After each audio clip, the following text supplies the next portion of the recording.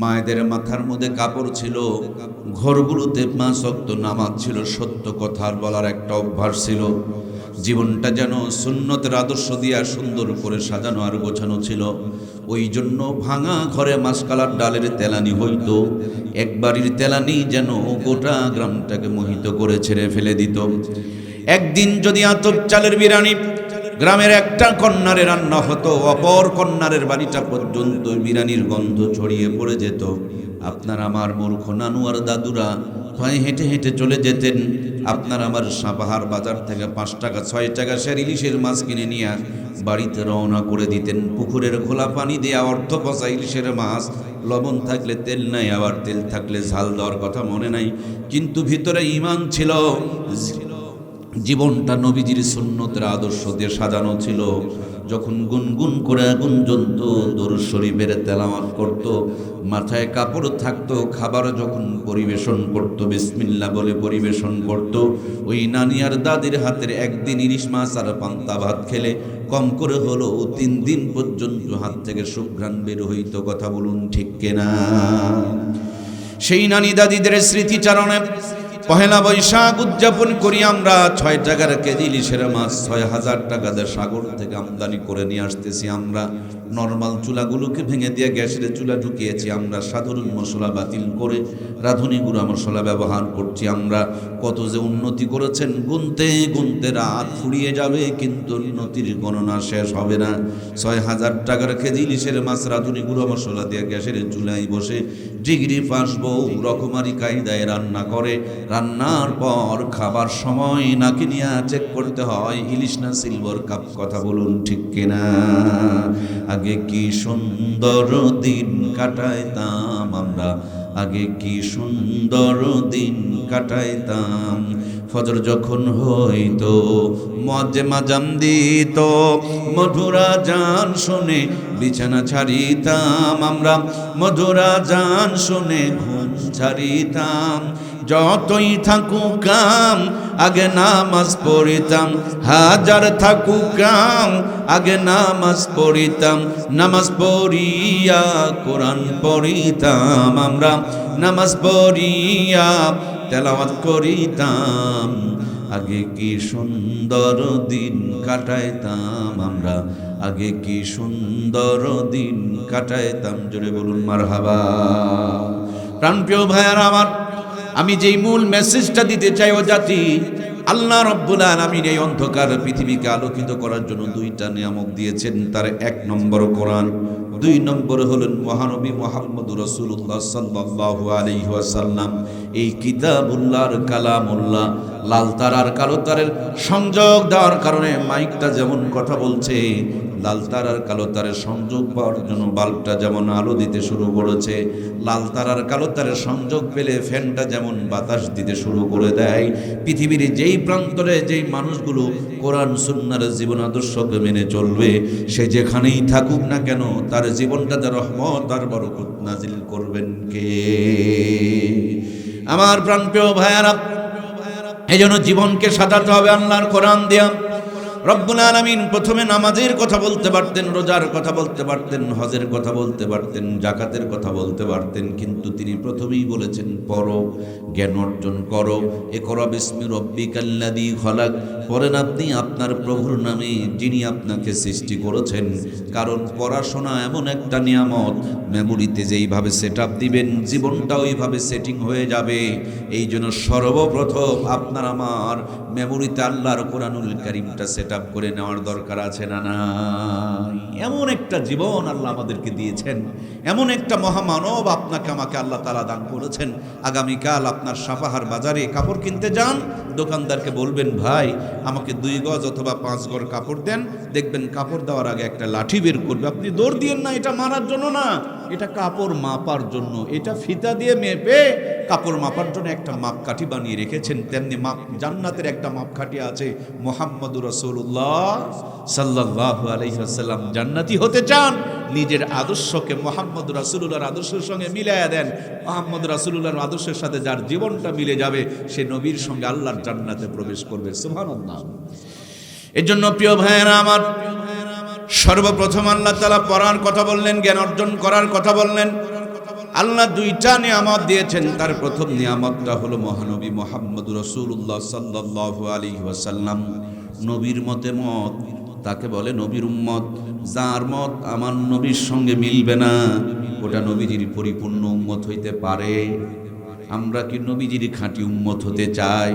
কারা কারা রাজি? দুইটা হাত তুলে আমার আল্লাহকে দেখায়। লিল্লাহি তাকবীর। আল্লাহ তুমি আমাদের হাতগুলোকে কবুল করে নাও, আমরা পড়ি আমিন। তাহলে আমরা নবীর উম্মত হতে চাই। নবীর উম্মত হতে গেলে নবীর সুন্নতগুলো মানার দরকার আছে না নাই? আপনি নবীর উম্মত হবেন সুন্নতকে মেনে না না মেনে। আমার দেশে বহু মানুষ নিজেকে আওয়ামী লীগ দাবি করে, আর বিএনপির পতাকা নিয়ে যদি ঘোরাফেরা করে, বলুন তো দেখে এটা আওয়ামী লীগ না ধোঁকাবাজ?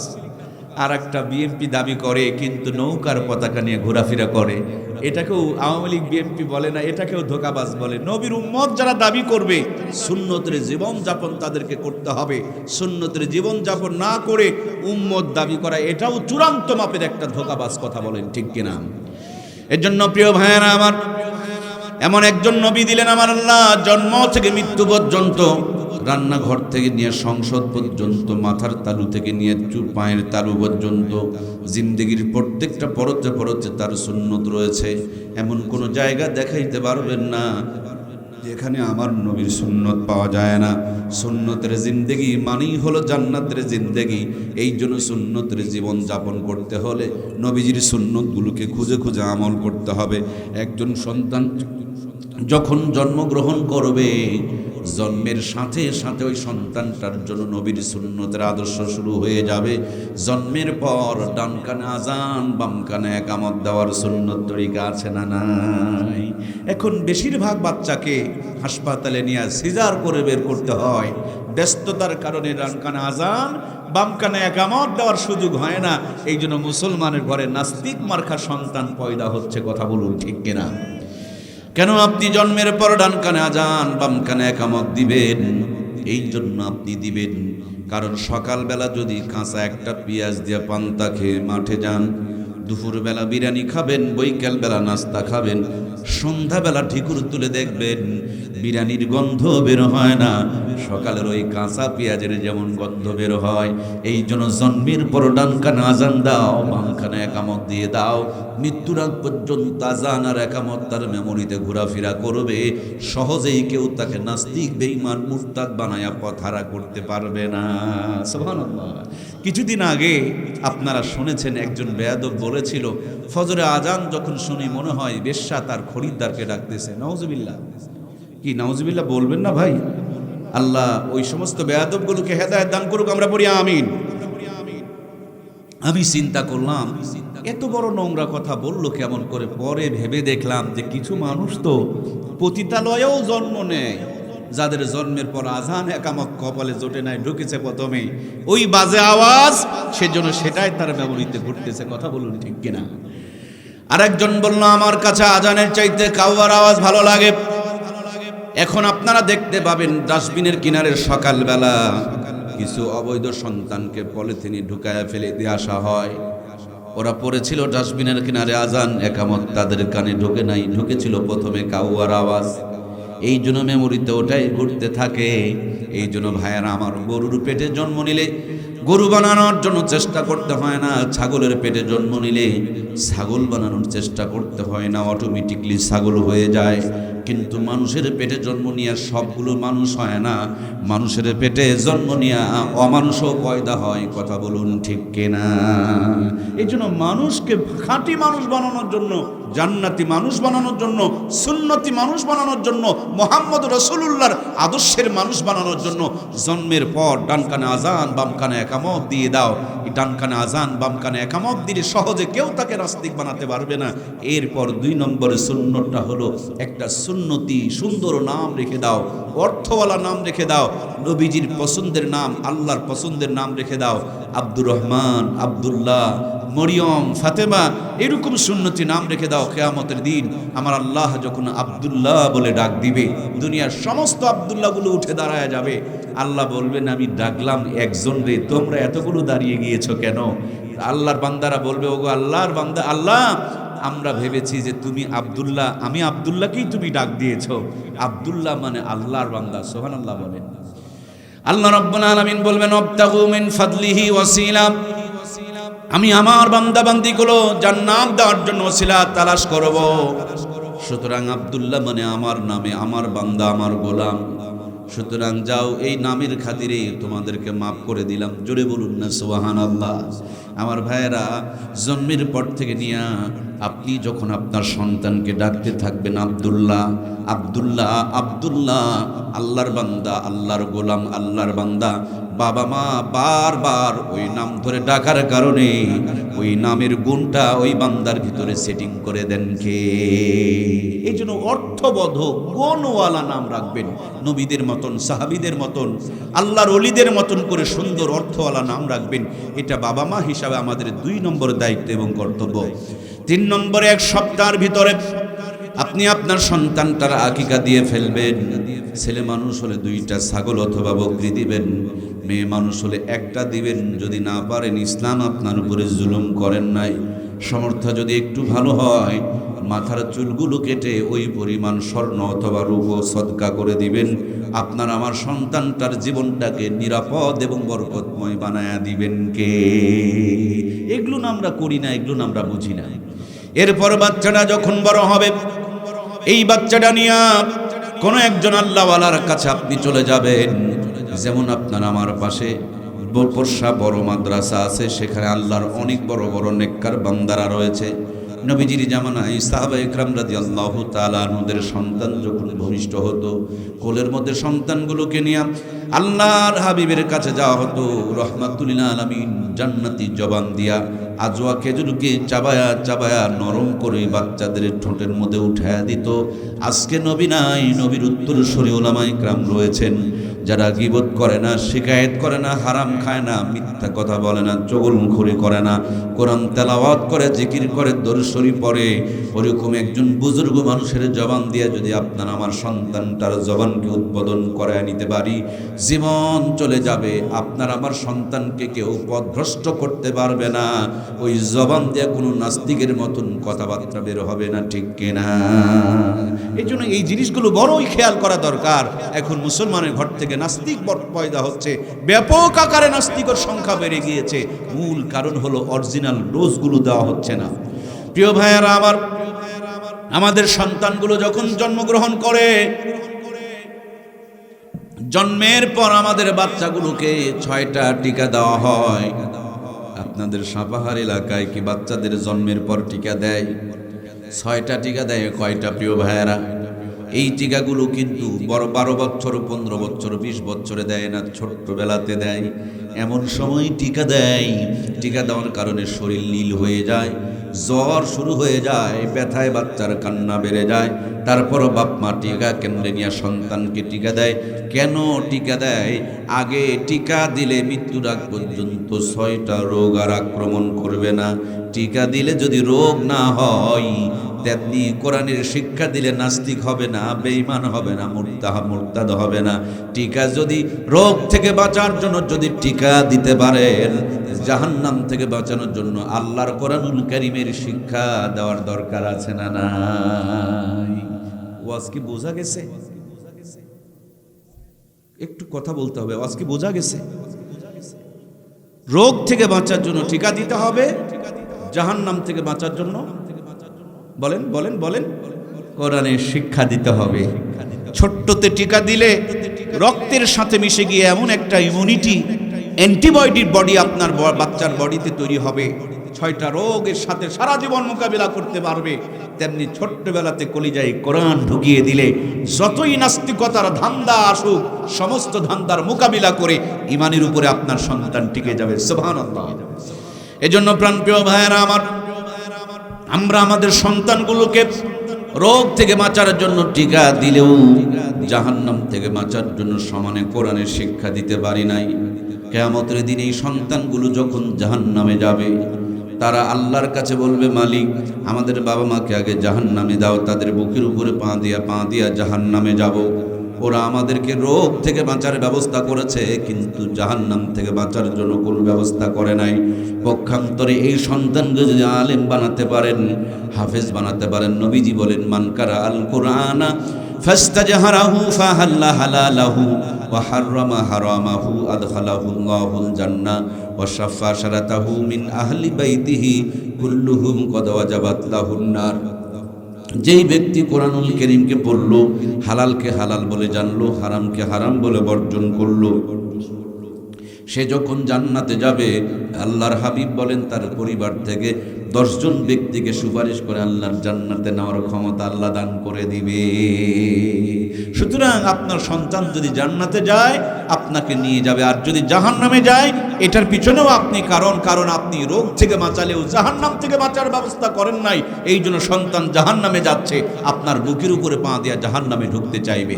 এই জন্য প্রাণপ্রিয় ভাইয়েরা আমার, একটু খেয়াল করেন তো দেখি, আমরা যেই কোম্পানির মোবাইল কিনি না কেন, মোবাইল কিনে কিন্তু সাথে সাথে কথা হয় না। মোবাইল কেনার পর ছোট্ট একটা জিনিস ভিতরে ঢুকাইতে হয়, তার নাম হলো সিম কার্ড। যদি গ্রামীণের সিম কার্ড ঢুকান সব জায়গাতে গ্রামীণের নেটওয়ার্ক পাবে, বাংলা লিংকের সিম কার্ড ঢুকাইলে সব জায়গাতে বাংলা লিংকের নেটওয়ার্ক পাবে। মূলত আমরা সবাই আদম আর হাওয়ার সন্তান, ওই আদম আর হাওয়ার পেট থেকে দুনিয়াতে আমরা এসেছি, আবার দুনিয়াদারি শেষ করে আমাদেরকে জান্নাতে ফিরে যেতে হবে। রাস্তার মোড়ে মোড়ে শয়তান বসে আছে আপনাকে আমাকে ধোঁকা দিয়ে জাহান্নামে নেওয়ার জন্য। রাস্তা যেন ভুল না হয়, শয়তানের ধোঁকায় যেন পড়ে কেউ না যায়, এই জন্য জান্নাতের সোজা পথ দেখানোর জন্য কোরআনুল কারীম নামক লোকেশনটা দান করেছেন কে? মোবাইলে যেমন সিম ঢুকাতে হয়, তেমনি আপনার আমার সন্তানগুলোকে কোরআনের ফার্মায় দুয়া ইমানদার বানাইতে হয়। আপনার সন্তানের আপনি সুন্নত তরিকায় খাওয়াটা শিখাইয়া দিলেন, এরপরেই সন্তানকে আপনার ডাক্তার বানানোর স্বপ্ন রয়েছে, মাস্টার বানানোর স্বপ্ন রয়েছে, ইঞ্জিনিয়ার বানানোর স্বপ্ন রয়েছে। অবশ্যই আপনি ডাক্তার বানাবেন, মাস্টার বানাবেন, ইঞ্জিনিয়ার বানাবেন, কিন্তু একটা জিনিস পরিষ্কার করে মনে রাখবেন, আগেই ডাক্তার বানানো যাবে না, আগে মাস্টার নয়, আগে ইঞ্জিনিয়ার নয়, আগে মুসলমানের সন্তানগুলোকেই কোরআনের ফার্মায় দিয়া ইমানদার বানাতে হয়। সুবহানাল্লাহ বলেন। আগে বিল্ডিং নয় ভাই, আগে রাস্তা নয়, আগে ব্রিজ নয়, আগে ইট বানাতে হয়। ইট বানানোর পর যার দরকার সে বিল্ডিং বানাবে, যার দরকার সে রাস্তা বানাবে, যার দরকার সে ব্রিজ বানাবে, কিন্তু আগে তো ইট বানাতে হবে। বাংলাদেশের যতগুলো চেয়ারে চোর বাটপারগুলো বসে আছে, এই চোর বাটপারগুলোকে যদি আগে ইমানদার বানাইতে পারতাম, তারপরে যদি ওই চেয়ারগুলোতে বসাইতাম, বলুন তো দেখি আমার দেশ কি দুর্নীতিতে চ্যাম্পিয়ন হতো? সম্মানিত প্রাণপ্রিয় ভাইয়েরা আমার, এজন্য যা বানাবেন বানান, সবার আগে ইমানদার বানান। ইমানদার বানিয়ে নিয়ে আপনি এমপি বানান, মন্ত্রী বানান, রাষ্ট্রপতি বানান, চেয়ারম্যান বানান, মেম্বার বানান, নেতা বানান, পুলিশ বানান, আর্মি বানান, বিডিআর বানান, সব জায়গাতে শান্তি বিরাজ করবে। আমরা আসলেই মুসলমান নিজেকে দাবি করি, কিন্তু ভিতরে খবর নিয়ে দেখেন মুসলমানই তো আমাদের ভিতরে খুঁজে পাওয়া যাবে না, ঠিক কিনা? এই জন্য প্রাণপ্রিয় ভাইয়েরা আমার, সবার আগে ইমান, ইমানের বড় দাম। আল্লাহর হাবিব বলেছেন কিয়ামতের পূর্বে এমন সময় আসবে, সকালবেলা মানুষ বাড়ির থেকে ঈমান নিয়ে বের হবে, সন্ধ্যাবেলা বেঈমান হয়ে ফিরবে। হাতের মধ্যে জ্বলন্ত আগুনের টুকরা নিয়ে থাকা সহজ হবে, তার চাইতে বড় কঠিন হবে ঈমানের উপরে টিকে থাকা। আমাদের এই মাদ্রাসাগুলোতে ছোট্ট বাচ্চাগুলোকে যে হাদিসগুলো পড়ানো হয়, 1 নম্বরে যে প্রথম হাদিসটুকু পড়ানো হয়, আখলিস দীনাকা ইয়াকফিকাল আমালুল কলিল, তোমার ঈমানকে খাঁটি করো, অল্প আমল নাজাতের জন্য যথেষ্ট। ওই ঈমান যদি ভালো হয়ে যায়, দেশ ভালো হয়ে যাবে, সমাজ ভালো হয়ে যাবে, প্রত্যেকটা সেক্টর ভালো হবে, সব জায়গাতে রহমত আর বরকত নাজিল করবেন কে? ইমানদার বানানোর জন্য প্রথম যে টার্গেটটা নিতে হবে সেটি হলো এই কোরআন। কারণ এটা এমন একটা ম্যাগনেট, এমন একটা চুম্বক, এমন একটা পরশ পাথর, এমন একটা নিয়ামত, যেখানে যেমনি যেভাবে যতটুকু যার সাথে লেগেছে কোরআনুল কারীমের ছোঁয়া লাগার কারণে প্রত্যেকটা জিনিসের সম্মান, মর্যাদা, মর্তবাকে বাড়িয়ে দিয়েছেন কে? এই কোরআনুল কারীম আরশে আজিমে নাজিল আরশে আজিমে ছিল, আরশে আজিমের মর্যাদা বেড়ে গিয়েছে। ফেরেশতা নিয়ে এসেছেন, মুআল্লিমুল মালাইকা, ফেরেশতার মাঝে তিনি সর্দার হয়ে গিয়েছেন। এই কোরআনুল কারীমটা পাথরের পাহাড়ে নাজিল হয়েছে, পাথরের পাহাড়কে আল্লাহ তাবারক তাআলা আলোর পাহাড় জাবালে নূর বানিয়ে দিয়েছে। এই কোরআনুল কারীম রমজান মাস নামক একটা মোবারক মাসে নাজিল হয়েছে। একটা মাসের মর্যাদাকে আল্লাহ তাআলা ৭০ থেকে ৭০০ গুণ পর্যন্ত বাড়ায় দিয়েছে। এই কোরআনুল কারীম একটি মোবারক রাত্রে নাজিল হয়েছে, লাইলাতুল কদরি খায়রুম মিন আলফি শাহর। কোরআনুল কারীম নাজিল হওয়ার কারণে এক রাতের মর্যাদা ১০০০ মাসের চাইতে উত্তম। মানে ৮৩ বছর ৪ মাস ইবাদত করলে যতটুকু সওয়াব হয়, কোরআন নাজিলের এক রাত ইবাদত করলে তার চেয়ে বেশি সওয়াব দান করে দিবেন কে? এই কোরআনুল কারীম যে কাগজে লেখা হয়েছে সেই কাগজের দাম বেড়ে গিয়েছে। এই কোরআনুল কারীম যেই প্লাস্টিক দিয়ে কভার বানানো হয়েছে সেই প্লাস্টিকের দাম বেড়ে গিয়েছে। এই কোরআনুল কারীম যে কাঠের উপরে রেখে পড়া হয় ওই রেহেল কাঠের পর্যন্ত দাম বেড়ে যায়। সেই কোরআনুল কারীম যদি আপনি আপনার সন্তানের জীবনে দিতে পারেন, আপনার ছেলের জীবনে দিতে পারেন, মেয়ের জীবনে দিতে পারেন, ভাইয়ের জীবনে দিতে পারেন, নাতি আর নাতনির জীবনে দিতে পারেন, সে যেখানেই থাকুক না কেন তার জীবনটাকে বরকতময় বানায়া দিবেন কে? কোরআনুল কারীম লেগেছে এমন কোন জিনিস আপনি দেখাতে পারবেন না যে তার দাম কমছে। লাগার সাথে সাথে প্রত্যেকটা জিনিসের মর্যাদাকে বাড়িয়ে দিয়েছেন কে? আমার প্রাণের ভাইয়ারা, শুরুতেই কিন্তু বলছিলাম 50 বছর আগে আমার দেশ ডিজিটাল স্মার্ট আপডেট ছিল না, কিন্তু কোরআনুল কারীমের তেলাওয়াত ছিল ঘরগুলোতে। ভাঙা ঘরের মধ্যে মা বোনেরা এশার নামাজ পড়ে আঁচল তুলে ধরে চোখের পানি ছেড়ে দেয়া ফরিয়াদ করত। ওই ঘরের নানি আর দাদির বিয়ে হয়েছে, হাফ প্যান্ট পরা নানি দাদিকে নানু আর দাদুরা বিয়ে করেছে। তখনকার জামানার 500 টাকা নগদ কম দিয়ে বিয়ে করেছে।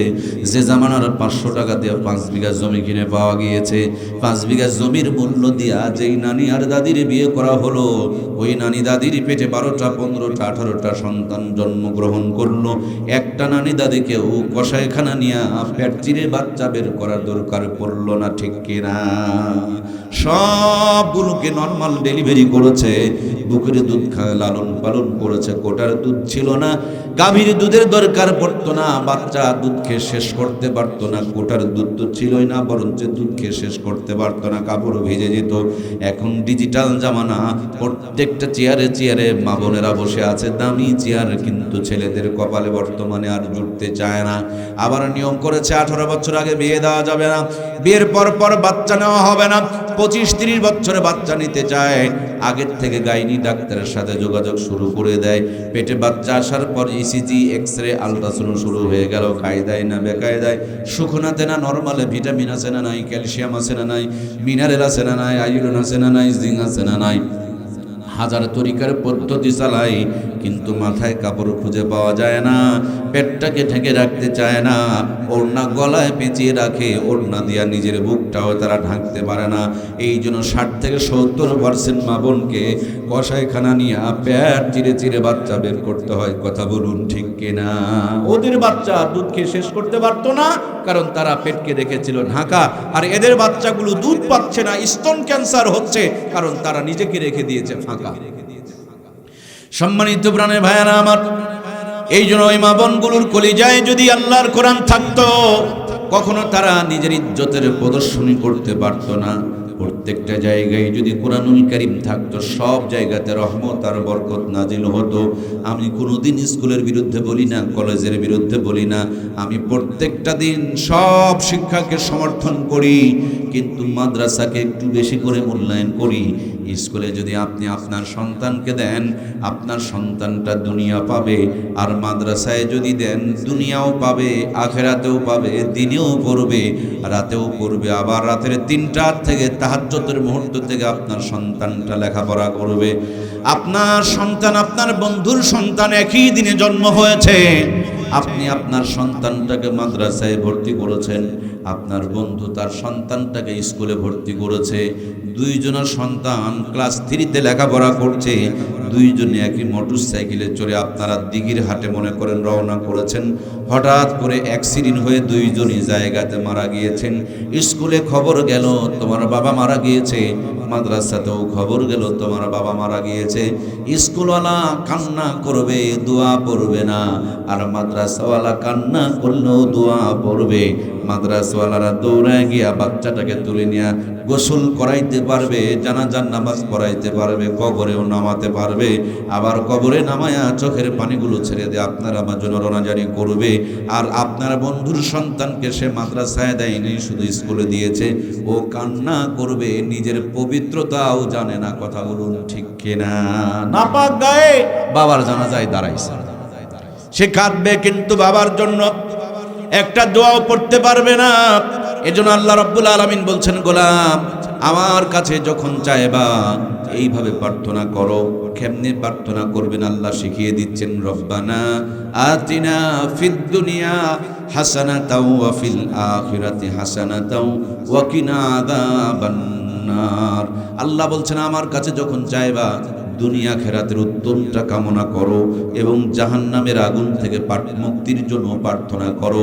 আপনি যদি মাদ্রাসায় দেন, বাংলাদেশে এমন কোনো মাদ্রাসা নাই যেই মাদ্রাসায় শুধু আরবি পড়ায়। এখন প্রত্যেকটা মাদ্রাসায় যত্ন সহকারে স্কুলের চাইতে ভালো করে গুরুত্ব দিয়া বাংলা পড়ায়, ইংরেজি পড়ায়, অঙ্ক পড়ায়, সমাজ পড়ায়, ইতিহাস পড়ায়, ভূগোল পড়ায়, সাথে সাথে আবার দোয়া পড়ায়, হাদিস পড়ায়, মাসালা পড়ায়, কোরআনুল কারীম পড়ায়, তাফসীর পড়ায়, এরপরে ফিকহ পড়ায়। তার মানে স্কুলে যা পড়ায় মাদ্রাসায় কম করে হলো তার চাইতে ডবল পড়ায়। ঠিক কিনা? এক্ষুনি মাহফিলটা যদি শেষ হয়, যদি বলা হয় ডান পাশের গেট দিয়ে যারা বের হবে এদেরকে 2 প্যাকেট করে তাবারক দেওয়া হবে, আর বাম পাশের গেট দিয়ে যারা বের হবে তাদেরকে 1 প্যাকেট করে তাবারক দেওয়া হবে, সবাই দেখবেন ডান দিকে লাইন ধরবে।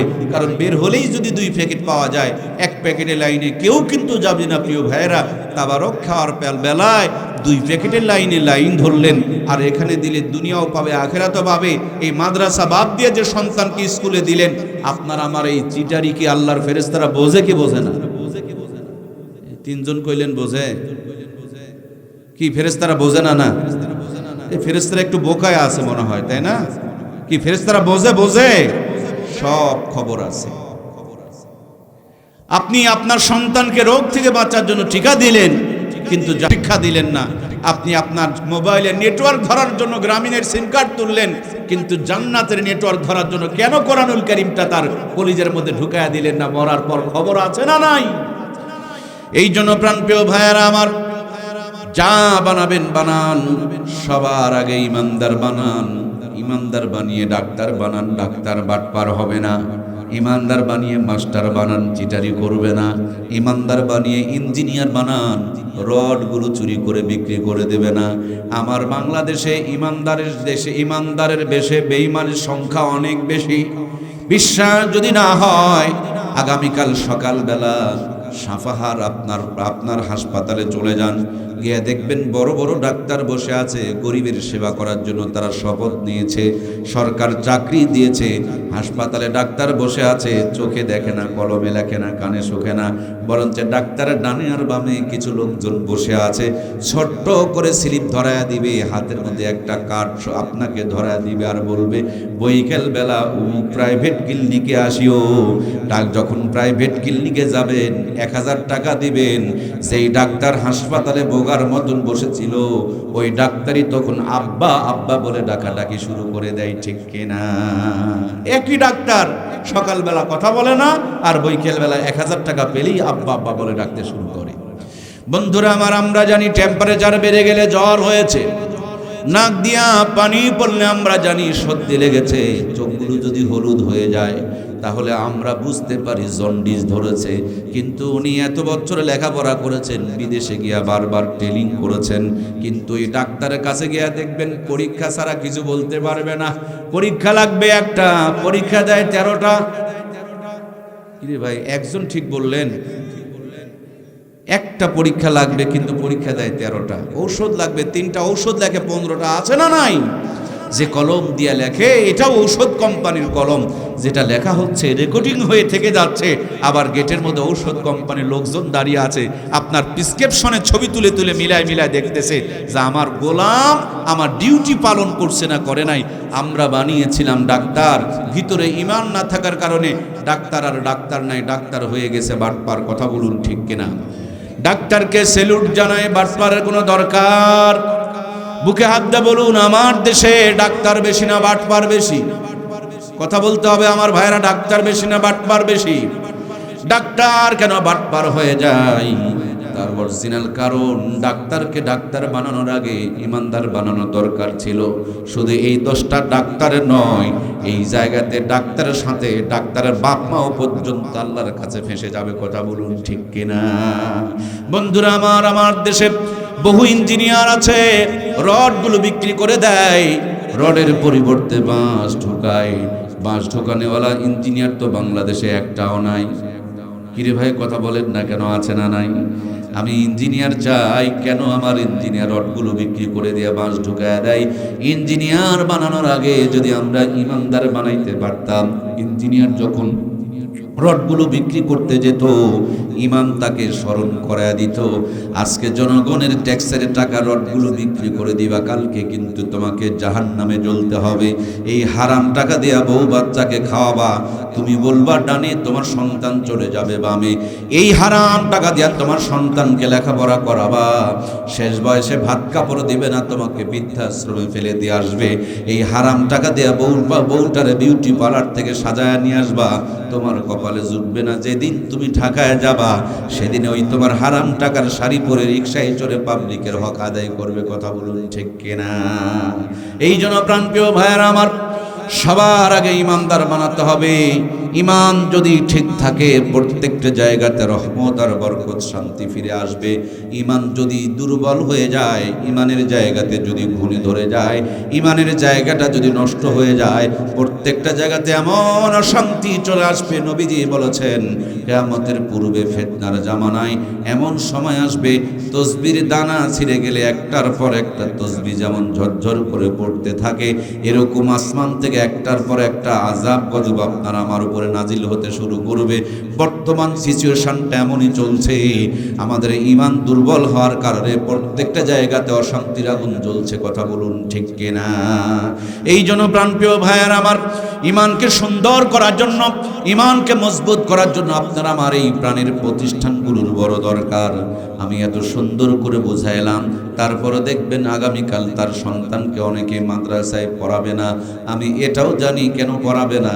তিনি হিসাব করে দেখেছেন, মাদ্রাসায় যারা পড়ে তারা বড় বিল্ডিংয়ের মালিক হইতে পারে না, বড় গাড়ির মালিক হইতে পারে না, বড় বাড়ির মালিক হইতে পারে না, ডান হাত দিয়ে বাম হাত দিয়ে কামাই করতে পারে না। আমি আপনাকে পরিষ্কার করে বলতে চাই, ওই বড় গাড়িতে, বড় বাড়িতে, বেশি টাকাতে, বেশি ক্ষমতাতে শান্তি নাই। শান্তি শুধুমাত্র, কেবলমাত্র, একমাত্র হালাল তরিকায়, নবীর সুন্নত তরিকায়, কোরআনের তরিকায় রেখেছেন কে? জীবনে তো বহু খেলা দেখেছেন, আওয়ামী লীগ বিএনপির কত খেলা দেখলেন, মেসি নেইমারের খেলা দেখলেন, আর্জেন্টিনা ব্রাজিলের খেলা দেখলেন, ছোটতে সাপের খেলা, বান্দর খেলাও দেখেছেন। আবার আপনাদের মাঝে মাঝে কত যে খেলা কখন চালু হয়ে যায়। আমি আপনাদেরকে এই ঠান্ডার মধ্যে গরম একটা খেলা দেখাতে চাই, জান্নাত আর জাহান্নামের খেলা দেখাতে চাই। মাত্র 10 মিনিটের টাটকা এখানে বসে ডাইরেক্ট আপনাদেরকে খেলা দেখাবো, জান্নাত আর জাহান্নামের খেলা। জান্নাতেও যেতে হবে না, জাহান্নামেও ঢোকা লাগবে না, এখানে বসে বসে দেখতে পাবেন। আপনারা কি এই 10টা মিনিট কষ্ট করে জান্নাত আর জাহান্নামের খেলা দেখতে রাজি আছেন তো? কারা কারা রাজি? দুইটা হাত তুলে আল্লাহকে দেখা, লিল্লাহে তাকবীর। হাতগুলো নামিয়ে ফেলি, আলহামদুলিল্লাহ। অনেক কষ্ট করছেন, আল্লাহ আপনাদের এই কষ্টগুলোকে নাজাতের জরিয়া বানিয়ে দেখে আমরা পড়ি আমিন। কোরআনুল কারীমের ভিতরে 25 জন নবী রাসূলের নাম এসেছে। সবচাইতে বেশি একজন নবীর নাম এসেছে, তিনি সবচাইতে বেশি নির্যাতিত ছিলেন, মজলুম ছিলেন, তার উপরে অনেক জুলুম হয়েছিল। জন্মের পর মা বাবার কোলে থাকতে পারে নাই, বাক্সর মধ্যে ঢুকায়া তাকে পানিতে ভাসায় দিতে হয়েছিল। নাম কি গো ভাই? বলেন না কি নাম? মূসা আলাইহিস সালাম। জুলুম বেশি হয়েছে, আল্লাহ ইজ্জত বাড়িয়ে দিয়েছে, কোরআনুল কারীমের মধ্যে তার নামটা বেশি এসেছে। সুবহানাল্লাহ বলেন। আজকে কষ্ট বেশি, ঠান্ডা বেশি, আজকের ওয়াজের দাম বেশি দিবেন কে? আল্লাহ বেশি দিবেন। আল্লাহ আমাদেরকে তুমি জান্নাত দিয়ে দিও, আমিন। তাহলে খেলা হবে, কি হবে ভাইয়েরা? যুবক ভাইয়েরা আছে না নাই? খেলা হবে, জান্নাত আর জাহান্নামের খেলা হবে। জান্নাত আর জাহান্নামের খেলা দেখতে হলে আপনাকে 2টা প্লেয়ার দিতে হবে। 1 নম্বরে আমাকে একটা প্লেয়ার দিবেন। 1 নাম্বার, কয় নাম্বার গো? 1 নাম্বার। বর্তমানে 1 নম্বরের প্লেয়ারের বড় অভাব। 1 নম্বর প্লেয়ারকে তৈরি করেছেন কে? আল্লাহ তৈরি করবে, আর আল্লাহর বিরুদ্ধে চলবে, এটা কোনোদিন 1 নম্বর প্লেয়ার হতে পারে এক নম্বর প্লেয়ার নামাজ পড়ে জমির আল ঠেলতে পারে না। এক নম্বর প্লেয়ারের ঘরে কখনো কিরণমালা কটকটি পাখির আওয়াজ বের হইতে পারে না। এক নম্বর প্লেয়ার কখনো তার বউ বাচ্চাকে মোটরসাইকেলের পিছনে চড়ায়া পাতলা কাপড় পরায়া মার্কেটে ঘুরায়া জনগণকে জেনার জন্য পাপের জন্য দাওয়াত দিয়ে বেড়াইতে পারে না। এক নম্বর প্লেয়ার কখনো গ্রামীণ ব্যাংক ঠেঙ্গা মারা আসা সবুজ সঙ্গে বউ বন্ধক দিয়া কিস্তির টাকা তুলতে পারে না। এক নম্বর প্লেয়ার কখনো হারামখোর হতে পারে না। এক নম্বর প্লেয়ার কখনো মিথ্যা কথা বলতে পারে না। এক নম্বর প্লেয়ার কখনো ইসলামের পক্ষ বাদ দিয়া ইসলামের বিপক্ষে সাপোর্ট দিতে পারে? কি গো ভাই, পারে? এক নম্বর প্লেয়ার কি কোরআন বাদ দিয়ে অন্য জায়গায় সাপোর্ট দিতে পারে? পারে না। এক নম্বর প্লেয়ার কখনো ইসলাম ছাড়া অন্য কোনো পথে চলতে পারবে না। বর্তমান জামানায় এক নম্বর প্লেয়ারের অভাব আছে না নাই? এখনই যদি আমি বলি এক নম্বর প্লেয়ার কয়টা আছেন দাঁড়ান তো দেখি। জিন্দেগিতে একটা টাকা হারাম খান নাই, দেখবেন পায়জামা গরম হয়ে যাবে। কারণ এক নম্বর প্লেয়ার পাওয়া বড় অভাব আছে। তারপর আল্লাহর এই দুনিয়ায় এক নম্বর প্লেয়ার আছে বলে আল্লাহ দুনিয়া টিকায় রেখেছে। আল্লাহর হাবিব বলেন লা তাকুমু সাম হাত্তা ইয়াকুল রাজুলু আল্লাহু আল্লাহ। আমার আল্লাহ ততক্ষণ পর্যন্ত দুনিয়াটাকে কিয়ামত করাবে না যতক্ষণ পর্যন্ত দুনিয়ার বুকে একজন ব্যক্তিও আল্লাহ বলনিওয়ালা থাকবে। তার মানে আল্লাহ বলনিওয়ালা আছে। ভারত তার জন্য টিকে আছে, চায়না তার জন্য টিকে আছে, আমেরিকা তার জন্য মাতাব্বরি করছে। যেদিন একজন ব্যক্তিও আল্লাহ বলনিওয়ালা থাকবে না সেদিন এই দুনিয়ায় আল্লাহ রাখবে না, ঠিক কিনা? এই জন্য এক নম্বর প্লেয়ার গুলোই হলো আসমান আর জমিনটাকে টিকায় রাখছে আল্লাহ, এদের ওসিলায় দুনিয়াটাকে টিকায় রাখছে। আমার নওগাঁ জেলা অনেক বড় একটা জেলা, পুরা জেলা খুঁজে খুঁজে এক নম্বর প্লেয়ার পাওয়া যাবে কিনা? অবশ্যই পাওয়া যাবে। এক নম্বর প্লেয়ার কিন্তু আছে ভাইয়ের আমার। এক নম্বর প্লেয়ারের ঘরে একটা সিসি ক্যামেরা লাগান। আর বর্তমানে তো দুই নম্বর প্লেয়ারের কোনো অভাব আছে নাকি? দুই নম্বর প্লেয়ারের কোনো অভাব? কি সুন্দর নামাজ পড়ে মানুষের জমিনের আল ঠেলে। নামাজ পড়ে যারা জমির আল ঠেলে তারা কি এক নম্বর প্লেয়ার হতে পারে? এক নম্বর প্লেয়ার কখনো বনের হক মারতে পারে না। এক নম্বর প্লেয়ার হজে যাওয়ার আগে মেয়ের মাথায় হাত বুলাইয়া দোয়া করে মারে, তোর জন্য আল্লাহর ঘরে চাদর ধরে দোয়া করব। মেয়েকে দোয়ার লোভ দেখায়া ছেলের নামে জমি লিখে দেয়া যায়। এরকম বাটপার হাজি আমার সমাজে আছে না নাই? আল্লাহ তোমার এই সিটারি দোয়া বোঝে হাজি সাহেব, কিয়ামতের দিন ধরা খেয়ে যাওয়া লাগবে। সম্মানিত প্রাণপ্রিয় ভাইরা আমার, দুই নম্বরে ভরে গিয়েছে সব জায়গাতে। দুই নম্বর প্রত্যেকটা জায়গাতে দুই নম্বরিতে ছেয়ে গিয়েছে। নরমাল পাবলিক তো দুই নম্বরই করে করে। নেতা যদি দেখা যায়, আপনাদের এলাকার কোনো নেতাকে আমি চিনি না, আমার এলাকার বহু নেতা আছে, এরা রডও খায়, সিমেন্টও খায়, ইটও খায়, বালুও খায়, পাথরও খায়। পুরুষ মানুষ নেতা অথচ বিধবা ভাতার কার্ড খায়। কথা বলেন না কেন?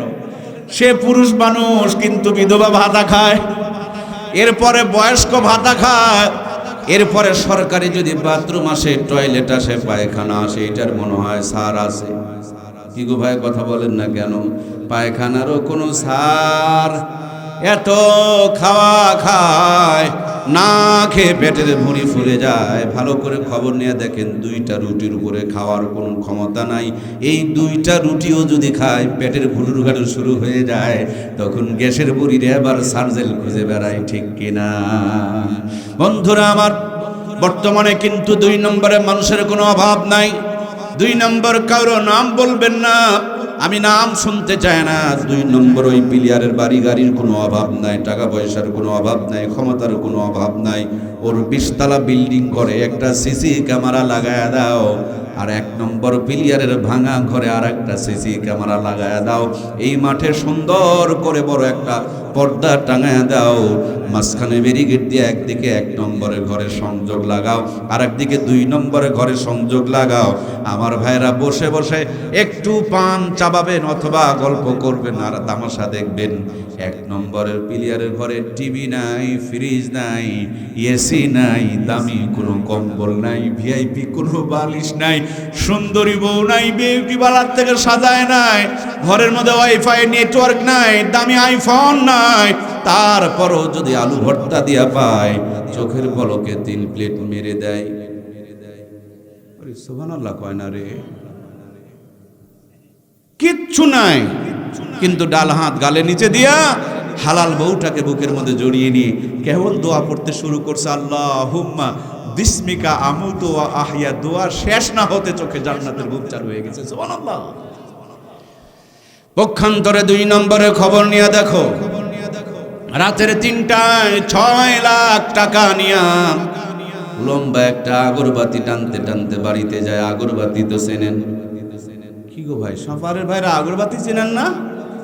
হায় হায়, গরু ছাগল পায়খানা করার সময় খায় না, আর আমার ভদ্রলোক ভাইদের বাথরুমে গিয়া না টানলে পায়খানা ক্লিয়ার হয়? পায়খানায় বসে কষে মারে টান, উপরে সারে ফু আর নিচে পরে গু। আবার সার দোকানে গিয়া কয় নামাজ না পড়লে কি হলো, ইমান ভালো আছে? নবীজি বলছেন যার নামাজ নাই তার ইমানই নাই। আর এই বেকুবে নামাজ না পড়ে বিড়ি টেনে টেনে কয় ইমান ভালো আছে। আল্লাহ এদেরকে হেদায়েত দান করুন, বলুন আমিন। যে যত ভদ্রলোক তার আগরবাতির দাম তত বেশি। এখন চিকন চিকন লম্বা লম্বা আগরবাতি বের হইছে, একটা আগরবাতি বিক্রি করলে 2 কেজি দুধ কিনে পাওয়া যাবে। 2 কেজি দুধের দাম দিয়ে একটা আগরবাতি খায়, 2 হালি দুধের ডিমের দাম দিয়ে একটা আগরবাতি খায়, হাফ কেজি মধুর দাম দিয়ে একটা আগরবাতি কিনে খায়। আবার কি খায়, খালি টানে আর ছাড়ে। শেষের বেলা একটা টান মারে, নাম রাখছে সুখ টান। কি রে ভাই, শেষের টানটার নাম কি? মানে আগে টানছে অসুখ, পরে টানতেছে সুখ। কি কষা টান মারে রে, এরা পায় কি, খায় কি, এখানে আসেটা কি? তো ধোঁয়া রে ভাই। ইটের ভাটায় যদি আগুন জ্বলে, উপর দিক দিয়ে ধোঁয়া বের হয়, তাহলে বোঝা যায় যে ভাটা চালু আছে। তোমার বেলা সকালবেলা মুখ দিয়ে ধোঁয়া বের হচ্ছে না, সকালবেলা মুখ দিয়ে খালি ভাভা করে ধোঁয়া বের হচ্ছে। তুমি কি সকালবেলা ইটের ভাটা হইলা না জাহান্নামের ভাটা হইলা রে ভাই? আমার প্রাণ প্রিয় ভাইরা, এই বাংলার জমিনে দিন যতই যাচ্ছে নিশা নিশা নিশায় জাতিকে সর্বনাশ করে দিচ্ছে। এমন এমন ভালো ভালো পরিবারে নিশা ঢুকে পড়েছে, কইতেও পারে না, সইতেও পারে না, ধুকে ধুকে মরতেছে। কথা বলুন ঠিক কিনা?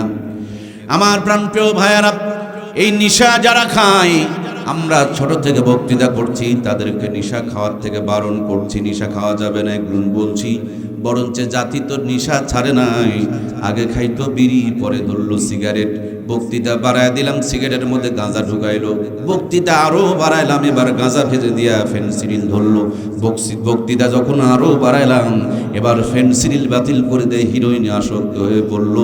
বক্তৃতাতে যখন আরো জোর দিলাম, এবার হিরোইন টিরোইন বাদ দিয়া বাবায় আসক্ত হয়ে পড়লো। এই জন্য এখন আর নিশার বিরুদ্ধে বক্তৃতা করি না, বরঞ্চ নিশার পক্ষে ওয়াজ করি। ওয়াজ চেঞ্জ করে দিয়েছে, আর নিশার বিপক্ষে ওয়াজ হই না, এখন নিশার পক্ষে ওয়াজ করতেছি। মানুষ যেহেতু খায়, তাহলে উপকারের কথাই কিছু বলার দরকার। আমি খুঁজে খুঁজে নিশাখোরদের 3টা উপকার বের করছি। বলবো কি? যদি একজন নিশা থাকলে উপকারে লাগবে। কয়টা লাভ? বিড়ি সিগারেট মদ গাঁজা বাবা খেলেও 3টা লাভ হয়। 1 নম্বরে লাভটা হলো বাড়ি চুরি হয় না। 2 নম্বরে লাভ হলো কুকুরে কামড়ায় না। 3 নম্বরে লাভ হলো বুড়া হয়ে মরা লাগে না। আমি যদি এই ওয়াজের আজকে হাকিকত ভেঙে না দিয়া যাই, কালকে সকালবেলা দেখবেন ইউটিউবে খুঁজে খুঁজে আমার নাম্বার বের করে ফোন দিয়ে আমার কাছে মাসালা জিজ্ঞেস করবে, হুজুর আপনি বললেন কিন্তু ভালো করে তো বোঝায়া দিলেন না। এই জন্য একটু সুন্দর করে বোঝায়া দিচ্ছি। আমার নিশাখোর ভাইয়েরা কান টান টান করে কথাগুলো বোঝার চেষ্টা করেন। 1 নম্বরে লাভ হলো বাড়ি চুরি হয় না। আমি হিসাব করে দেখেছি, এটা আমার ব্যক্তিগত গবেষণা, কোরআন হাদিসে খুঁজে পাবেন না, এটা আমি নিজে গবেষণা করে খুঁজে বের করেছি। নিশা যারা খায়, ভালো করে খেলে অল্প দিনেই তাদের হাড় আর ফুসফুসগুলো নষ্ট হয়ে যায়।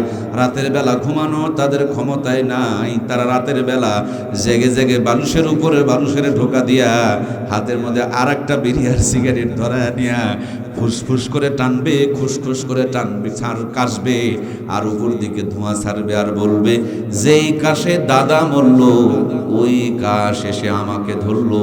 চোর যদি চুরি করতে আসে আর বাড়ির মালিক যদি বসে বসে কাশে, বলুন তো দেখি চোরের কি আর চুরি করার চান্স আছে? জিন্দেগিতে ওই পাড়ায় আর কোনো চোর চুরি করতে ঢুকবে না, যারা ঘুমায় না রে সারা রাত বসে বসে কাশে। 2 নম্বর লাভটা হলো কুকুরে কামড়ায় না। এটা আমার পার্সোনাল গবেষণা। নিশা যারা খায় অল্প দিনে তাদের শরীরটা কঙ্কাল হয়ে যায়। এরা ভালো করে হাঁটতে পারে না, সোজা সোজা হাঁটতে পারে না, দুই পায়ে হাঁটতে পারে না। এদের আর একটা জিনিসের দরকার পড়ে, তার নাম হলো লাঠি। লাঠির উপরে ঢোকা দিয়া হাঁটে। কুকুরের কান বড় সজা, যেমনি কানের মধ্যে ঠকাস ঠকাস শব্দ যায়, কুকুর ঘাড় বেঁকা করে তাকায় দেখে হাতের মধ্যে এক খণ্ড লাঠি। নিরাপত্তার সাথে 1.5 কিলোমিটার দূরত্ব বজায় রাখার তাগিদে তাওই বলে কষে একটা দৌড় মারবে, ধারে কাছে ভিড়বে না, কামড় দেওয়ার চান্সও পাবে না। কথা বলেন ঠিক কিনা? এই জন্য টানেন, জন্মের টানা টানেন, যত পারেন খালি টানেন আর ছাড়েন, খালি টানেন আর ছাড়েন। কি করবেন ভাই? খালি বিড়ি টানেন। কি আজব এক জিনিস! এরা টেনশনে পড়লেও টানে, টেনশনে না পড়লেও টানে। এরা বুঝেও টানে, না বুঝেও টানে। ভালো কিছু খবর পেলেও টানে, খারাপ কিছু খবর পেলেও টানে। এরা টানে আর টানে। কি জানে টানে? আমি তো বুঝি না। এদের হাত গন্ধ করে, এদের মুখ গন্ধ করে, এদের কাপড় গন্ধ করে। ওরা ঘরে থাকে, ওই ঘর গন্ধ করে। ওদের বউ থাকে কেমন করে গো? আল্লাহ আমার ভাই বোনগুলোকে হেদায়েত দান করুক, বলুন আমিন। সব নিশার থেকে বাঁচায় দেখ, বলুন না আমিন। 2 নম্বরে লাভ বললাম, কুকুরে কামড়ায় না। কি মন খারাপ করলেন নাকি? 3 নম্বরে লাভ হলো বুড়া হয়ে মরা লাগে না।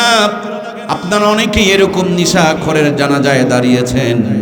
30 বছর বয়স, 35 বছর বয়স, এখনো বিয়ে করে নাই, শুধু নিশা খাওয়ার কারণে তারা কবরে চলে যায়। এই বাংলার জমিনে যত অন্যায় সংগঠিত হয়, প্রত্যেকটা অন্যায়ের 1 নম্বর কারণ হলো এই নিশার কারবার। বাপ মায়ের টাকা পাঠাতো, লেখাপড়া বাদ দেওয়া অন্য মেয়েকে নিয়ে ঘুরতো আর নিশা খাইতো। লেখাপড়া ভালো করে করে নাই, চাকরিও পায় নাই। মেয়েটা চিন্তা করে যেই ছেলে গাঁজা খায় সেই ছেলেকে বিয়ে করা যায় না, কারণ নিশাখোররা নিজের জীবনের দাম বোঝে না। যদি দাম বুঝতো তাহলে কখনো নিশা খাইতো? আমাকে যদি একটা করে বিড়ি দানের 1 লাখ টাকা দেন, আমি মরদ খাবো না। খামোখাতে নাকি? খামোখাতে নাকি? আমি ধুমা খাবো কেন? কিসের জন্য খাবো বলেন? আমার ঠোঁটটাকে আমি কালো করবো কেন? কেন খাবো আমি বলেন? আমি মুসলমান, আমি কেন টানবো একটা বিড়ি? কি দরকার আমার? এই জন্য মেয়েরা জানে নিশাখোর কোনোদিন ভালো ছেলে হতে পারে না। সে যদি নিজের জীবনের দাম বুঝতো কখনো নিশা খাইতো। এই জন্য নিশাখোরের সাথে ঘুরবে, নিশাখোরকে বিয়ে করবে না। পরবর্তীতে নিশাখোর গান গাইবে, এই দুনিয়ায় মন বহুজার চাইতে ভুলবো, যার মানুষ বেশি এত ভালোবেসেও আমি তার কাছে হইলাম দোষী। এত ভালোবেসেও আমি তার কাছে হইলাম দোষী। দোষাদোষীর গান বলবে, অথচ নিজে যে দোষ করেছে সেই দোষটাকে সে খুঁজে বের করতে পারবে না। এই নিশাখোররা চাকরি পায় না, বউ পায় না, জীবনের কোনো গতি থাকে না। খারাপ মানুষগুলো তাদেরকে ডেকে ডেকে বলে, অমুককে খুন করে আয়, পেটে চাকু মেরে আয়, 2 বোতল ফেন্সিল কিনে দিব, 5টা ইয়াবা কিনে দিব, 3টা হিরোইনের প্যাকেট তোমাকে ধরায়া দিব। দেখবেন 2 বোতল ফেন্সিলের লোভে পড়ে নিশাখোররা একটা মানুষকে খুন পর্যন্ত করে ফেলে দেয়। কথা বলুন ঠিক কিনা? এই জন্য প্রিয় ভাইয়ের আমার, খেলা ভুলে গেলেন নাকি? খেলা হবে, খেলা হবে না, খেলা হচ্ছে, কিন্তু আমরা বুঝতে পারছি না। 1 নম্বর প্লেয়ারের ভাঙা ঘরে সিসি ক্যামেরা লাগান, আর 2 নম্বর প্লেয়ারের 20 তলা বিল্ডিং ঘরে সিসি ক্যামেরা লাগান। রাতের 3টায় 6 লাখ টাকা নিয়ে গেটের মধ্যে গিয়া কলিং বেলে চাপ দেয়। বউ কটকটি সিরিয়াল দেখতেছে, স্বামী ঢুকলো না, ছাগল ঢুকলো, ঠেকার মতন টাইম নাই। কাজের মেয়ে গিয়া গেট খুলে দেয়। বউয়ের হাতে রান্নাও কপালে জোটে না। যেই হাত দিয়ে নাক পরিষ্কার করেছে ওই হাত দিয়ে রুটি বানায় রেখে দিয়েছে।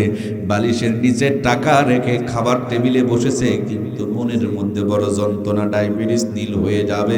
বউ আর স্বামীর মধ্যে সম্পর্ক ভালো না। খাবার টেবিলে বসে নরম রুটি, গরম খাসির কলিজা মুখের মধ্যে দিয়েছে। মুখে দিতেই যেন পেটের মধ্যে ফুটুর বাটুর শুরু হয়ে গিয়েছে। তখন আবার র্যাপের গ্যাসের বড়িরে আবার সার্জেল খুঁজতেছে। ঘরের মধ্যে গিয়া দেখেন নরম বাতাস নয়, গরম বাতাস বের হচ্ছে। কি সুন্দর বিছানা, মগর স্বামী এক ঘরে, বউ আর এক ঘরে। ঘরটায় নেটওয়ার্কের যেন প্রবলেম না হয় তার জন্য ওয়াইফাই লাগিয়েছে। 3 লাখ টাকার আইফোন কিনে নিয়ে এসেছে। কিন্তু স্বামী এক ঘরে, বউ আর এক ঘরে, একে অপরকে বুকে জড়িয়ে ধরে ঘুমানো কপালে জোটে না। মোবাইল শরীর থেকে কিরিং কিরিং শব্দ বের হয়, তার মানে পরক্রিয়া করে। এটা এমন একটা যন্ত্রণা, কোয়াও যায় না, শোয়াও যায় না, শেষের বেলা স্টক করে বিছানায় পড়ে থাকে। কথা বলুন ঠিক কিনা? পক্ষান্তরে ইমামের খবর নিয়ে দেখো, আমার প্রাণের ভাইয়েরা, ছোট্ট একটা গ্রামেও যদি ইমামতি করে 30 দিন 30 বাড়িতে 30 রকম হাতে 30 রকম স্বাদে, গরিব মানুষের বাড়িতেও যদি খাবারের পালি হয়, এত মজা করে আলু ভর্তা বানায়, ডিমটাও ডবল করে সুন্দর করে ভাজি বানায়। আর হুজুরের তো কোরআন তেলাওয়াত করা জিব্বা, আলু ভর্তা দিয়া পেলে ও চোখের পলকে 4 প্লেট মেরে দেয়। ঠিক কিনা? এখনকার হুজুরেরাও চালাক, চিন্তা করে আমি খালি একা গিয়ে খাবো, বউ বাচ্চা কষ্ট করবে, টিফিন বক্স পাঠায় দেয়, এক বাটির মধ্যে 3-4 আইটেমের তরকারি ঢুকায় দেয়। হুজুর এবার বড় করে গিয়া সাপাহার বাজারে টিফিন বক্স খুঁজতেছে, গিয়া দেখে 12 তলা টিফিন বক্স বের হইছে। দোকানদারকে বলছে এটাই দিয়ে দেন, আমার মুসল্লিরা ভালো, মাঝে মাঝে 14-15 আইটেম পর্যন্ত তরকারি রান্না করে। প্রিয় ভাইয়ারা আমার, 12 তলা টিফিন বক্স কিনে নিয়ে এসেছেন। আর এই তো সাপাহার এলাকার মানুষের কোরআনের প্রতি ভালোবাসা, অগাধ ভালোবাসা, আলেমদের প্রতি, ইসলামের প্রতি ভালোবাসা, ব্যাপক ভালোবাসা। সকালবেলা আপনি ঘুমিয়ে রয়েছেন, বাড়িয়ালি পকেটে 2000 টাকা ঢুকে দিয়ে একটা স্লিপ ধরায় দেয়া, 2টা ব্যাগ হাতের মধ্যে দিয়া জলদি করে বলছে আজকে আমাদের দিঘির বাজার, বাজারের মধ্যে যাও, পরে গেলে ভালো বস্তু পাওয়া যাবে না, আজকে আমাদের বাড়িতে হুজুরের বালি। ভাবি লিখে দিয়েছে 20 আইটেম, আপনি বাজার করতে করতে করেছেন 30 আইটেম।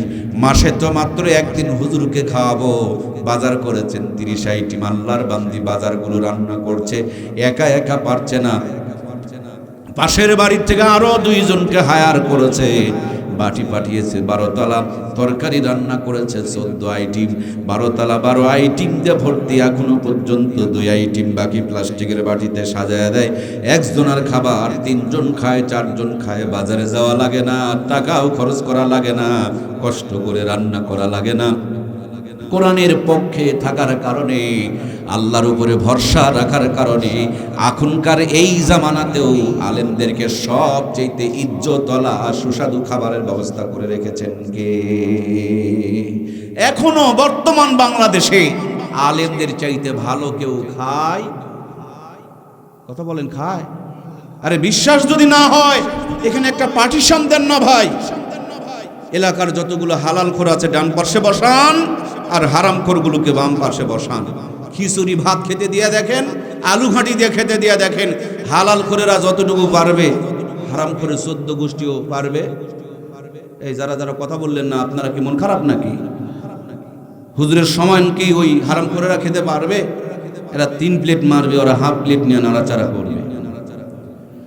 শুতে দিয়ে দেখেন, এখানে ঘুমাতে দিয়ে দেখেন, এই ঠান্ডার দিনে খালি গায়ের উপরে একটা ল্যাপ দেন, খেরগুলো সোজা করে ডান হাত গালে নিচে দিয়ে দোয়া পড়বে, আল্লাহুম্মা বিসমিকা আমুতু ওয়া আহইয়া, সকাল পর্যন্ত নাক ডেকে ঘুমাবে। হারাম করে 3টা করে ঘুমের বড়ি মারে, তারপরে কাম হয়। এই জন্য প্রাণপ্রিয় ভাইয়েরা আমার, খেলা হবে না, খেলা চলছে, কিন্তু আমরা তো বুঝি না। ইমামের ছোট্ট ঘর, ভাঙা ঘর, কুঁড়া ঘর, গিয়ে দেখেন চাঁদের মতন ফুটফুটে 4টা বাচ্চা আব্বা আব্বা বলে ডাকাডাকি করে। আর হারাম খোরের 20 তলা বিল্ডিং ঘর, 12 বছর আগে বিয়ে করেছে, সপ্তাহে সপ্তাহে বিউটি পার্লার থেকে বউকে সাজাইছে, তারপর বালিশের নিচে হামদর্দার হারবালের ঔষধ ভর্তি করে রেখেছে, আব্বা ডাক কপালে জোটে না। কথা বলেন ঠিক কিনা? এখনকার জামানা তো ইমামেরা, আলেমেরা মাসের মধ্যে যেই পরিমাণ গোসল করে, হারাম খোরেরা বছরও ওই পরিমাণ গোসল করতে পারবে না, সম্ভব না। কারণ হালালের মধ্যে স্পেশাল বরকত রেখেছেন কে? বন্ধুরা আমার, বিশ্বাস যদি না হয়, ক্ষুধা যখন লাগবে, আপনি এই মানুষটা আলু ভর্তা দিয়ে 3 প্লেট মেরে দিতে পারেন। আর যেই দিন পেট খারাপ থাকবে, সেই দিন বিরিয়ানিও আপনাকে ভালো লাগবে না, বরঞ্চ বমি বমি শুরু হয়ে যাবে। এই জন্য সব স্বাদ খাসির কলিজায় থাকে না, মাছের মাথার মধ্যে থাকে না, গরুর গোস্তের মধ্যে থাকে না, ওর জিহ্বার ভিতরে। এই জিহ্বায় সত্য কথা যদি বলেন, কোরআন শরীফ তেলাওয়াত যদি করেন, দরুদ শরীফ যদি পড়েন, এই জিহ্বার মধ্যে জান্নাতি ফ্লেভার দান করে দিবেন কে? এই জন্য প্রাণপ্রিয় ভাইয়ারা আমার, খেলা হচ্ছে, খেলা চলছে, হালাল যারা খায় এদের অল্প টাকাতে আল্লাহ তাআলা জান্নাতের বটকট ঢেলে দেয়। আর হারামখোরদের খবর নিয়ে দেখেন, মাসে 3 লাখ টাকা কামায়, 10,000 টাকা ধার করতে গেলেই দেখবেন নাই নাই নাই নাই ইমামের 150 টাকার বাজার করে নিয়ে বাড়িতে যায়, গেটের মধ্যে গিয়া দেখেন সালাম দেয়, বিবি ভিতর দিক থেকে মুস্কি হাসি দেওয়া ওয়ালাইকুম সালাম বলে হাত থেকে ব্যাগটা নিয়ে নেয়, ভাঙা ঘরে বসতে দিয়া আলু ভর্তার ভাত স্বামী আর স্ত্রী এক প্লেটে নিয়ে খেতে বসেছেন, বিবি স্বামীর মুখে তুলে দেয়, স্বামী বিবির মুখে তুলে দেয়। ভালোবাসার মানুষ যদি যত্ন করে মুখ পর্যন্ত খাবার তুলে দেয়, ওই ভালোবাসার আলু ভর্তার ভিতরে জান্নাতের স্বাদ ঢুকায়া দেন কে? এই জন্য প্রাণপ্রিয় ভাইয়েরা আমার, দিন শেষে পরিষ্কার কথা যেটুকু আপনাদেরকে বলতে চাই, এই কোরআনুল কারীম যেখানে যেমনে যেভাবে যতটুকু যার সাথে লেগেছে প্রত্যেকটা জিনিসের সম্মান মর্যাদাকে আমার আল্লাহ তাআলা বাড়ায় দিয়েছে। সেই কোরআনের সাথে যদি আমরা সম্পৃক্ত হতে পারি, আমাদের জীবনটা খুব সুন্দর জীবন, দামি জীবন, শান্তিময় জীবন বানিয়ে দিবেন কে? মনে করেন বাংলাদেশের মাওলানা মামুনুল হক, আমির হামজা, খালেদ সাইফুল্লাহ আইয়ুবী, মিজানুর রহমান আজহারী আপনাদের এই দিঘির হাতে কোনো একটা চার দোকানে বসেছে, বলুন তো দেখি চার দোকানদার যদি চিনতে পারে, আদর আপ্যায়ন কি কম হবে? কি ভাই কম হবে? খাবার খেতে খেতে দেখবেন মিষ্টি প্যাকেট হয়ে যাবে, দোকানে টাকা দেওয়ার জন্য তারা ঠেলাঠেলি করবে, দোকানদার জিব্বায় কামড় দিয়ে হাতটাকে বুকের মধ্যে জড়িয়ে নিয়ে উল্টা দিকে চুমু দিয়ে হাতের মধ্যে আরো 5,000 টাকা ঢুকিয়ে দিয়ে বলবে, হুজুর লজ্জা দিবেন না, সেবা করতে পারলাম না, আপনি আবার চার বিল দিতে এসেছেন, 5,000 টাকা দিয়ে দিলাম, ভালো কোনো চার দোকানে বসে সুন্দর করে একটু চা খেয়ে নেবেন। আবার পানের দোকানে যদি যায় দেখবেন পানওয়ালা চিনতে পারলে পান তো খাওয়ায়া দেয়, বেঁধে দেয়, রিক্সায় যদি চড়ে রিক্সাওয়ালাও বিল নেয় না, রিক্সাওয়ালাও দোয়া চায়। তার মানে দুনিয়াতে এমপি মন্ত্রী রাজা বাদশা দেখেছি আমরা, যতদিন ক্ষমতা ততদিন সালাম পায়, ভালোবাসা পায়, যেদিন ক্ষমতা চলে যায় সেদিন জনগণ ঝাঁটা আর জুতা নিয়ে খুঁজে বেড়ায়। এই তিনজন কইলেন ঠিক, একটু কথা বলেন ভাই, ঠিক না ব্যাঠিক? এই দুনিয়ার ক্ষমতা যতদিন, সালাম মুসাফা যতদিন, ক্ষমতা চলে গেলে ঝাঁটা আর জুতা। কোরআনওয়ালাদের দিকে তাকায়া দেখেন, কোরআনের সাথে থাকার কারণে এদের দুনিয়া আখেরাতে মর্যাদা বাড়িয়ে দিয়েছেন কে? আমি দেখেছি আমার কলিজার টুকরা ওস্তাদ আহমদ শফি সাহেবের দিকে তাকায় তাকায় দেখেছি, শুধু হুজুরের দাম বাড়ে নাই, হুজুর পায়ে দেয়া থাকতেন যেই জুতা, ওই জুতাগুলো পর্যন্ত ছাত্ররা বগলে নিয়ে দাঁড়িয়ে থাকতো। তার মানে আলেমদের দাম শুধু কোরআন লাগার কারণে আলেমদের দাম বাড়ে নাই, আলেমদের পায়ে লাগার কারণে আলেমদের জুতারও পর্যন্ত দাম বেড়ে যায়। সেই কোরআনুল কারীম যদি আপনার আমার সন্তানের জীবনে ঢুকায়া দিতে পারি, আপনার আমার সন্তানের জীবনটাকে দামি জীবন বানিয়ে দিবেন কে? আমাকে যদি বলেন মুর্তজা ভাই, এই ঠান্ডা শীতের রাতে এত সুন্দর সুন্দর কথাগুলো বলছেন, এ কথাগুলো আপনি কোথায় পেয়েছেন? আমি বলবো হাটাজারি মাদ্রাসায় আমার প্রাণের ওস্তাদ আহমদ শফি সাহেবের কাছে পেয়েছি। আমার হযরতকে যদি বলেন আপনি কোথায় পেয়েছেন, তিনি বলবেন দেওবন্দে পেয়েছি। তারে যদি জিজ্ঞেস করেন আপনি কোথায় পেয়েছেন, তিনি বলবেন মদিনায় পেয়েছি। মদিনাওয়ালাকে যদি বলেন আপনারা কোথায় পেয়েছেন, তিনারা বলবেন সাহাবায়ে কেরাম আবু বকর, ওমর অথবা ওসমান আলী এদের কাছ থেকে পেয়েছি। তাদেরকে যদি বলেন আপনারা কোথায় পেয়েছেন, তিনারা বলবেন মুহাম্মদুর রাসূলুল্লাহ সাল্লাল্লাহু আলাইহি ওয়াসাল্লামের কাছে পেয়েছি। আমার নবীকে যদি বলেন আপনি কই পেয়েছেন, তিনি বলবেন আমি জাবালে নূরে হেরা গুহাতে জিবরাইল আমিনের মাধ্যমে পেয়েছি। জিবরাইল আমিনকে যদি বলেন আপনি কোথায় পেয়েছেন এই কালাম, জিবরাইল আমিন বলবেন কিতাবুল্লাহ, কালামুল্লাহ, আমি আরশ আজিম থেকে নিয়ে এসেছি। আরশ আজিমকে যদি বলেন আপনি কোথায় পেয়েছেন, আরশ আজিম বলবেন যার বাণী, যার কিতাব, যার কালাম সে আল্লাহর কাছ থেকে সরাসরি আমি পেয়েছি। তার মানে এক মাথার মধ্যে আপনারা আমার গোয়ালা মাদ্রাসার হাফিজি কোরআন এই ছোট্ট ছোট্ট বাচ্চাগুলো আর একটা মাথা গড়তে গড়তে চলতে চলতে মদিনা হইয়া জাবালে নূর দিয়া আর শাজিম দিয়া আমার আল্লাহ তাআলার কুদরত পর্যন্ত পৌঁছে গিয়েছে। এই জন্য প্রাণপ্রিয় ভাইয়েরা, এই ডাইরেক্ট লাইনটা তো শুধু জান্নাতের লাইন। বাসে চড়ে, ট্রাকে চড়ে ঢাকা যাওয়া যায়, আবার ট্রেনে চড়েও ঢাকা যাওয়া যায়। সান্তাহারে যদি একবার ট্রেনে চড়তে পারেন, গড় গড় করে আপনাকে যেমন ঢাকা পৌঁছায়া দিবে। জান্নাতের লাইন বড় সোজা, কিতাবুল্লাহ আর কালামুল্লাহ, মুহাম্মাদুর রাসূলুল্লাহর কিতাবুল্লাহ, কোরআন আর সুন্নাহ। জীবনের শুরুতে ছেলেটাকে, মেয়েটাকে, ভাইটাকে আর বোনটাকে যদি ধরায়া দিতে পারি, সে ডাক্তারি করবে, মাস্টারি করবে, নামাজ পড়বে, সত্য কথা বলবে, হালাল খাবে, মানুষকে ঈমানের দাওয়াত দিবে, এই জীবন পারি দিতে দিতে আল্লাহর জান্নাতে পৌঁছে যাবে। সুবহানাল্লাহ। এজন্য প্রাণপ্রিয় ভাইয়েরা আমার, কোরআনের জিন্দেগি মানেই হলো জান্নাতের জিন্দেগি। গত বছর এরকম কোরআনওয়ালা একজন মানুষের কবর জিয়ারত করেছিলাম। উত্তরবঙ্গের কুড়িগ্রাম একটা জেলা আছে, ধরলা নদীর পাশে একটা গ্রাম আছে। সেখানকার ঘটনা আমাদের অনেকের শোনা রয়েছে, ঘুঘু মুন্সির ঘটনা আমরা অনেকেই শুনেছি। গত বছর আমরা কুড়িগ্রামে বন্যা দুর্গতদের ত্রাণ দিতে গিয়েছিলাম। আসার সময় যখন ব্রিজে চড়ব, যা গাড়ির চালক বললেন এখানে ঘুঘু মুন্সির কবর আছে। আমরা বললাম তাহলে চলেন কবরটা জিয়ারত করে আসি। গিয়া দেখলাম মাঠের মাঝখানে সুন্দর একটা মাদ্রাসা, গুনগুন গুনগুন করে কোরআনুল কারীমের তেলাওয়াত চলছে।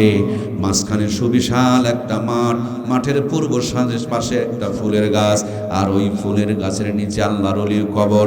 কবরের পাশে দাঁড়ায়া সূরা ফাতিহা, সূরা ইখলাস, দরুদ শরীফ পড়ে চোখ দুটো বন্ধ করে লম্বা টাইম ধরে মোনাজাত করলাম। চোখের পানিগুলোকে ধরে রাখতে পারলাম না। শেষের বেলায় বড় বড় নিঃশ্বাস টানছিলাম।